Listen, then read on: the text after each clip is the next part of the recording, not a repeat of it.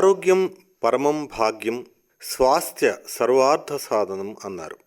రోగి కాకుండా ఉండడమే పరమ భాగ్యం. ఆరోగ్యంతోనే ఇతర కార్యాలన్నీ సిద్ధిస్తాయి. ఆరోగ్యకరమైన శరీరం యొక్క ఆవశ్యకత, ఉపయోగం ఏమిటో మనందరికీ చక్కగా తెలిసిందే.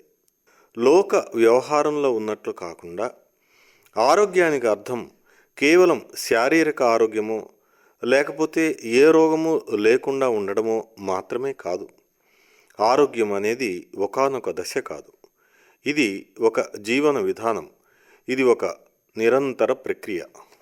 ప్రధానమంత్రి నరేంద్ర మోదీ ఏ రాష్ట్రం యొక్క ప్రగతి అయినా ఆ రాష్ట్రం యొక్క పౌరుల ఆరోగ్యం మీద ఆధారపడి ఉంటుందని చెప్తారు. పౌరుడు ఆరోగ్యవంతుడైతే ఆ దేశం కూడా ఖచ్చితంగా ప్రగతి శిఖరాలను అధిరోహిస్తుంది.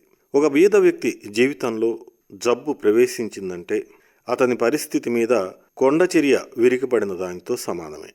ప్రధానమంత్రి అంటారు, అందరినీ కలిపి నడిపించినప్పుడే దేశం యొక్క అభివృద్ధి సాధ్యం. పేదల ఈ సమస్యలను చక్కగా అర్థం చేసుకున్న పిమ్మటనే ప్రపంచంలోనే అతిపెద్ద ప్రభుత్వ ఆరోగ్య కార్యక్రమం ప్రధానమంత్రి జన ఆరోగ్య యోజన ఆయుష్మాన్ భారత్ను వారు ప్రారంభించారు.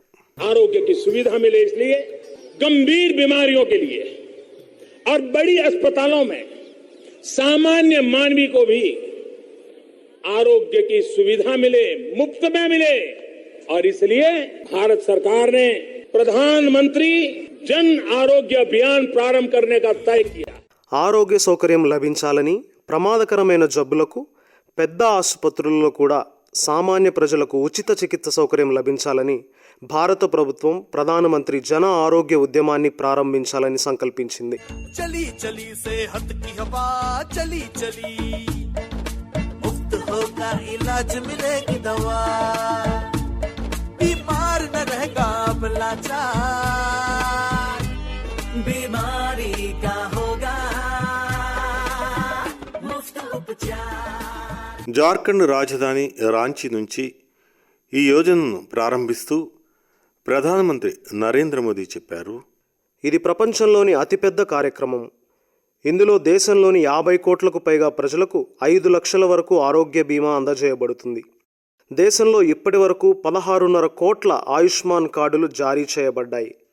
2,17 లక్షలకు పైగా వ్యక్తులు దీని ద్వారా చికిత్స పొందారు. ఈ యోజన యొక్క లబ్ధిదారుడు ఉత్తరప్రదేశ్కి చెందిన అల్దార్ అహ్మద్. ఈ ఆయుష్మాన్ కార్డ్ సహాయంతో తన కన్నులకు ఉచితంగా చికిత్స పొందానని చెప్పారు. मुझे यहाँ सरकार की तरफ से ये आयुष्मान कार्ड जो मिला है, इससे मुझे इतना लाभ हुआ कि मैंने अपनी आंखों का इलाज इससे फ्री करा लिया और ये मेरे लिए बहुत सहयोग की बात है. నాకు ఇక్కడ ప్రభుత్వం తరఫు నుంచి ఈ ఆయుష్మాన్ కార్డు లభించింది. ఈ కార్డుతో నాకెంతో ప్రయోజనం చేకూరింది. ఈ కార్డు ద్వారా నేను నా కళ్లకు చికిత్స చేయించుకున్నాను. ఇది నాకెంతో సహకరించిన విషయం. మధ్యప్రదేశ్ నివాసి అరవింద్ కుమార్ తనకు ఈ యోజన ద్వారా కావలసిన సహాయం లభించిందని చెప్పారు. मेरे पिताजी को पिछले वर्ष अटैक आया. मेरे पिताजी का आयुष्मान कार्ड भी नहीं था. यही हॉस्पिटल की तरफ से मेरे पिताजी का आयुष्मान कार्ड बनाया गया और मेरा भी आयुष्मान कार्ड बनाया गया. पापा जी को लाभ दिया गया. उसमें कोई भी खर्च नहीं लिया गया. जो भी खर्चा आया था एंजियोप्लास्टी एंजियोग्राफी पूरा आयुष्मान के तहत हुआ. पर उसके कुछ समय बाद मेरी भी एक्सीडेंट हुआ तो मेरा फ्रैक्चर हुआ, तो उसका इलाज भी मैंने आयुष्मान के तहत लिया. మా నాన్నగారికి గత సంవత్సరం హార్ట్ అటాక్ వచ్చింది. అయితే ఆయన దగ్గర ఆయుష్మాన్ కార్డు లేదు. ఇక్కడే హాస్పిటల్ తరఫు నుంచి నాన్నగారికి ఆయుష్మాన్ కార్డు ఇచ్చారు. నాకు కూడా ఆయుష్మాన్ కార్డు ఇచ్చారు. అసలు డబ్బేమీ తీసుకోకుండా చికిత్స చేశారు. యాంజియోగ్రామ్, యాంజియోప్లాస్టీ ఖర్చంతా ఆయుష్మాన్ తరపు నుంచి చెల్లించబడింది. తర్వాత కొన్ని రోజులకు నాకు కూడా దుర్ఘటన జరిగి ఫ్రాక్చర్ అయినప్పుడు ఆయుష్మాన్ కార్డుతో నేను కూడా చికిత్స పొందాను. జమ్మూ కాశ్మీర్లో నివసించే పూజా శర్మ తన ప్రసవ సమయంలో ఖర్చు మొత్తం ఈ కార్డు ద్వారానే చేశామని చెప్పారు. विजयपुर गवर्नमेंट हॉस्पिटल में मेरा जो सजेरियन से बेटी पैदा हुई है, आज मैं बहुत ही खुश हूँ और सरकार का धन्यवाद करना चाहती हूँ जो हम गरीबों की इतनी मदद कर रहे हैं इस कार्ड के जरिए. और मेरा जहाँ पूरा फ्री इलाज, फ्री दवाइयाँ, फ्री इंजेक्शन सब कुछ फ्री हुआ है. इसके लिए मैं बहुत खुश हूँ. విజయపూర్ ప్రభుత్వాసుపత్రిలో సిజేరియన్ ద్వారా నాకు కూతురు పుట్టినప్పుడు నేను చాలా సంతోషించాను. ప్రభుత్వానికి ధన్యవాదాలు తెలుపుకున్నాను. ప్రభుత్వం ఈ కార్డు ద్వారా మా వంటి బీదలకు సహాయం చేస్తుంది. నాకు చికిత్స, మందులు, ఇంజెక్షన్లు అన్నీ ఉచితంగా లభించాయి. అందుకే నేను చాలా సంతోషంగా ఉన్నాను. 74వ స్వాతంత్ర్య దినోత్సవ సందర్భంగా ప్రధానమంత్రి రాష్ట్రీయ డిజిటల్ స్వాస్థ్య మిషన్ను ప్రకటించారు. ఈ మిషన్ ద్వారా దేశవాసులకు ఒక హెల్త్ గుర్తింపు కార్డును అందజేస్తారు. ఈ కార్డ్ ఒక హెల్త్ అకౌంట్లా పనిచేస్తుంది. ఈ ఆరోగ్య గుర్తింపు కార్డు ద్వారా వ్యక్తి యొక్క ఆరోగ్య సంబంధమైన సమాచారం అంతా ఒకే చోట ఉంచబడుతుంది. आज से नेशनल डिजिटल हेल्थ मिशन उसका भी आरंभ किया जा रहा है. भारत के हेल्थ सेक्टर में ये एक नई क्रांति ले आएगा. इलाज में आने वाली परेशानियां कम करने के लिए टेक्नोलॉजी का बहुत सुविचारित रूप से उपयोग होगा. प्रत्येक भारतीय को हेल्थ आईडी दी जाएगी. ये हेल्थ आईडी प्रत्येक भारतीय के स्वास्थ्य खाते की तरह काम करेगी. आपके हर टेस्ट, हर बीमारी, आपको किस डॉक्टर के पास कौन सी दवा ली थी, उनका क्या डायग्नोसिस था, कब दी थी, आपकी रिपोर्ट क्या थी, ये सारी जानकारी इस एक हेल्थ आईडी में आपको समाहित की जाएगी. నేటి నుంచి నేషనల్ డిజిటల్ హెల్త్ మిషన్ ప్రారంభమవుతుంది. భారత హెల్త్ సెక్టార్లో ఇది ఒక కొత్త విప్లవం తీసుకొస్తుంది. చికిత్సలో వచ్చే సమస్యలను తగ్గించడానికి సాంకేతికతను విచక్షణతో ఉపయోగించుకోవడం జరుగుతుంది. ప్రతి భారతీయుడికి హెల్త్ ఐడి ఇవ్వబడుతుంది. ఈ హెల్త్ ఐడి ప్రతి భారతీయ ఆరోగ్య ఖాతాలా పనిచేస్తుంది. 2018వ సంవత్సరంలో ఆయుష్మాన్ భారత్ స్వాస్థ్య ఆరోగ్య కేంద్రాల ప్రారంభంతో భారతీయ ప్రజా ఆరోగ్య చరిత్రలో ఒక కొత్త అధ్యాయం చేరింది. పట్టణ, గ్రామీణ ప్రాంతాలలో మొత్తం 1.5 లక్షల ఉప ఆరోగ్య కేంద్రాలు, ప్రాథమిక కేంద్రాలను 2022వ సంవత్సరం లోపల ఆయుష్మాన్ భారత్ స్వాస్థ్య మరియు ఆరోగ్య కేంద్రాల రూపంలో మార్చాలనే లక్ష్యం ఉంచబడింది. ప్రధానమంత్రి జన ఔషధి కేంద్రాలు కోవిడ్-19 నుంచి ఏర్పడిన స్థితి నుంచి బయటపడడంలో ముఖ్యమైన పాత్ర పోషిస్తున్నాయి. తక్కువ ధరలో మంచి మందులు తీసుకోవడానికి రోజువారీగా దాదాపు 10 లక్షల మంది ప్రజలు ఈ కేంద్రాలకు వస్తున్నారు. కరోనా మహమ్మారి నుండి దేశ ప్రజలను విముక్తులను చేయడానికి ప్రపంచంలో అతిపెద్ద టీకా ఉద్యమం నడపబడుతుంది. దీని ద్వారా ఉచిత టీకా ఏర్పాటు చేయడం జరిగింది. యోగా, ఆయుర్వేదం భారతదేశం యొక్క ప్రాచీన సంప్రదాయాలకు చెందిన ఒక అమూల్య కానుక. 1000 సంవత్సరాలకు పూర్వమే ఈ వైద్య సంప్రదాయాలు ఏర్పడ్డాయి.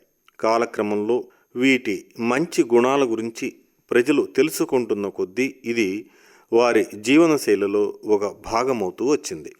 ప్రధానమంత్రి నరేంద్ర మోదీ మొదటి నుంచి యోగాను తన జీవనశైలి యొక్క అభిన్న అంశంగా చేసుకున్నారు.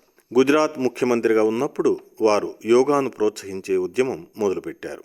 2013వ సంవత్సరంలో శ్రీ మోదీ అహ్మదాబాద్లో యోగా విశ్వవిద్యాలయాన్ని ప్రారంభించారు. ఇది దేశంలోనే మొదటి యోగా విశ్వవిద్యాలయం. వారి మాటల్లో ప్రపంచాన్ని అనుసంధానం చేసేది, మేలు చేకూర్చేది ఏదైనా అన్నిటికన్నా సులువైన మార్గం ఉందా అంటే అది యోగా మాత్రమే. ज्ञान, कर्म और भक्ति ये तीनों को संतुलित रूप में, सम्यक रूप में निर्धारित मार्ग पर ले जाने का सामर्थ्य जिसमें है वो योग है. मैं मानता हूं पूरे विश्व में पहुंचने के लिए, वसुधैव कुटुंबकम को सच्चरितार्थ करने के लिए अगर आज सरल में सरल कोई रास्ता है तो वह योग है. ప్రధానమంత్రి నరేంద్ర మోడీ యోగా కొరకు ప్రోత్సాహం ఇచ్చే యాత్ర ఇక్కడితో ఆగలేదు. వారు 2014వ సంవత్సరంలో ప్రధానమంత్రి అయ్యాక ఈ యాత్ర మరింత వేగం పుంజుకుంది. యోగా, ఆయుర్వేదం వంటి భారతీయ సాంప్రదాయక చికిత్సా పద్ధతులలో అభివృద్ధి, ప్రోత్సాహం అందించే ఉద్దేశ్యంతో 2014వ సంవత్సరంలో డిసెంబర్ నెలలో ఆయుష్ మంత్రిత్వ శాఖ ఏర్పాటైంది. అదే సంవత్సరం ఐక్యరాజ్య సమితి జనరల్ అసెంబ్లీలో ప్రధానమంత్రి నరేంద్ర మోదీ యోగా యొక్క మహాత్యం గురించి ప్రసంగిస్తూ విశ్వ సముదాయాన్ని అంతర్జాతీయ యోగా దివస్ పాటించవలసిందిగా అభ్యర్థించారు. ఐక్యరాజ్య సమితి జనరల్ అసెంబ్లీ 69వ సమావేశంలో ప్రధానమంత్రి योग मन व शरीर, विचार व कर्म, संयम व उपलब्धि की एकात्मता का तथा मानव व प्रकृति के बीच सामंजस्य का मूर्त रूप है। यह स्वास्थ्य व कल्याण का समग्र दृष्टिकोण है। आइए हम एक अंतर्राष्ट्रीय योग दिवस को आरंभ करने की दिशा में कार्य करें। యోగా మనసు, శరీరము, చింతన, కర్మ, సంయమనాల కలయిక. మనిషికి ప్రకృతికి మధ్య సామరస్యమే యోగా. ఇదే ఆరోగ్యము, సంక్షేమాల సమగ్ర దృష్టికోణము. రండి, మనమంతా ఒక అంతర్జాతీయ యోగా దినోత్సవాన్ని ప్రారంభించే దిశగా ఉపక్రమిద్దాము. కరోనా మహమ్మారి సమయంలో కూడా యోగా, ఆయుర్వేదం ప్రజలకు వరమయ్యాయి. ముంబై నగరంలోని గరిమా సింగ్ తన అనుభవాన్ని పంచుకుంటూ శరీరాన్ని ఆరోగ్యంగా ఉంచుకోవడంలో యోగా పాత్ర ఎల్లప్పుడూ ఉంటుందని అన్నారు. కరోనా కాలంలో దీని ప్రాధాన్యత ఇంకా పెరిగిందన్నారు. मैं गरिमा सिंह महाराष्ट्र के मुंबई प्रांत से बोल रही हूँ। कोरोना संक्रमण कई तरह से लोगों को मानसिक आघात पहुँचा रहा है, जिसमें कई तरह के योग कारगर समझे जाते हैं। योग का अभ्यास करने से शरीर की रोग प्रतिरोधक क्षमता मजबूत होती है, तनाव कम होता है, साथ ही डिप्रेशन से लड़ने में मदद मिलती है। బీహార్లోని సాసారాం నివాసి రంజిత్ కుమార్ సింగ్ నియమబద్ధ యోగాభ్యాసం, ఆయుష్ శాఖ ద్వారా చెప్పబడిన కషాయ సేవనం ద్వారా కరోనా కాలంలో కూడా తాను, తన కుటుంబం అంతా చింతారహితులై జీవిస్తున్నామని చెప్పారు. कोरोना की वजह से जो लोगों के बीच में डर और भय पैदा हो गया, जो योगाभ्यास और प्राणायाम के द्वारा उनके मन में बहुत ही एक हौसला बंधा, उसे लड़ने की क्षमता उनमें आई। उस दौरान मैंने और मेरे परिवार ने हमेशा योगाभ्यास किया, प्राणायाम किया और काढ़ा का सेवन किया। ఇటీవల ప్రభుత్వం యోగా శిక్షణకు సంబంధించి యోగా బ్రేక్ అనే 5 నిమిషాల యాప్ను ప్రారంభించింది. ఇది పనిలో నిమగ్నమైన ప్రజలను ఒత్తిడి నుంచి విముక్తులను చేయడంలో సహాయపడుతుంది. ఆయుష్ శాఖ మంత్రి శ్రీ సర్వానంద్ సోనోవాల్ యోగా ఈనాడు విశ్వమంతా వ్యాపించి ఉందని అభిప్రాయపడ్డారు. Due to sustained effort of Government of India, UNO has declared June 21st as the International Day of Yoga in 2014. And in 2014, UNESCO inscribed yoga on the representative list of intangible cultural heritage of humanity. This is portraying yoga as a symbol of rich cultural heritage of India across the world. ప్రభుత్వం యొక్క నిర్విరామ ప్రయత్నాల వల్ల ఐక్యరాజ్య సమితి June 21వ తారీఖుని అంతర్జాతీయ యోగా దినోత్సవంగా 2014వ సంవత్సరంలో గుర్తించింది. 2014లో యునెస్కో మానవ సాంస్కృతిక వారసత్వ ప్రాతినిధ్య సూచీలో యోగాని లిఖించింది.